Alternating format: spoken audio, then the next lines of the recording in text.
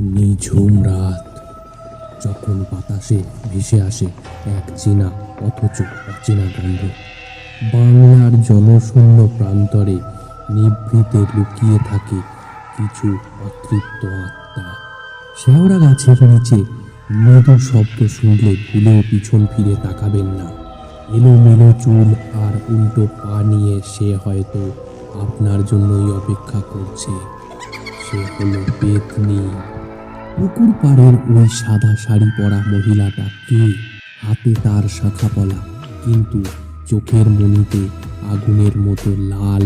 শাঁকচুন্নির মায়া জালে একবার পড়লে ফেরা অসম্ভব। কিন্তু সবার চেয়ে ভয়ঙ্কর কে? যিনি পইতে পড়ে ভুল মন্ত্র পাঠ করেন। তিনি এক অভিশপ্ত ব্রাহ্মণ, যার ক্রোধের কোনো সীমা নেই। তিনি ব্রহ্ম রাক্ষস। যখন এই তিন অতৃপ্ত আত্মা একজোট হয়, তখন পৃথিবীর সব আলো নিভে যায়। চারপাশে শুধু প্রতিধ্বনি হয় মৃত্যুর হাহাকার। আপনি কি প্রস্তুত এদের মুখোমুখি হতে?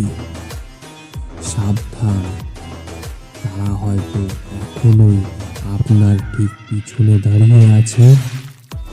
এমনই রোমাঞ্চকর কিছু তথ্য, রহস্য বা ঘটনা শুনতে আমাদের প্রেত ছায়া চ্যানেলটি অবশ্যই সাবস্ক্রাইব করে রাখুন।